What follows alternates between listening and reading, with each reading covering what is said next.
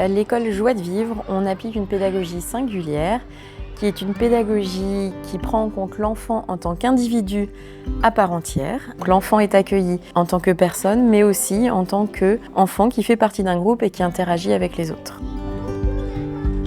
Et après, au quotidien, on met en place différents temps de travail où l'enfant peut choisir son travail lui-même dans l'ordre qu'il veut et surtout adapté à ses besoins et à son niveau.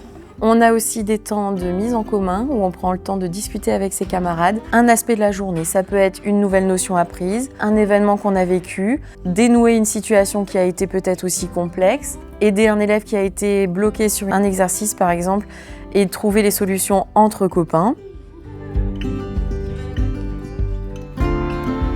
On a aussi des temps d'intériorité qui peuvent être de différentes manières. Ça peut être de la méditation, des activités pour se recentrer, des activités de réflexion qui permettent aux enfants de pouvoir se recentrer sur les apprentissages et de s'apaiser avant de repartir sur une nouvelle partie de la journée.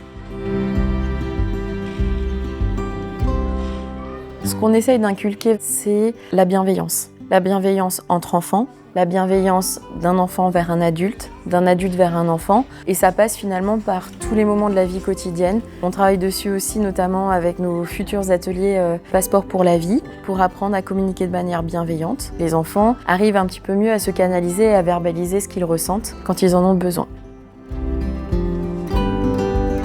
On a des enfants qui apprennent à faire tellement de choses par eux-mêmes et de plus en plus vite, qui arrivent avec le sourire à l'école, qui se sentent bien dans leur quotidien, qui viennent avec plaisir et qui ont surtout une envie de travailler et d'avancer. On va pousser l'enfant à essayer, même s'il nous dit « j'y arrive pas », on l'accompagne, on lui dit qu'on est là pour lui, on lui montre, on est à côté, mais on ne fait jamais à sa place. Et c'est ça aussi, valoriser l'autonomie, tout en étant à côté sans l'abandonner. On a des parents qui sont heureux de venir nous voir en disant « je me rends compte que mon enfant il a bien grandi chez vous, je vous remercie ». Je pense que c'est la meilleure des récompenses, en tout cas pour l'équipe. Voir des enfants heureux et qui grandissent, c'est tout ce qu'il nous faut tout simplement.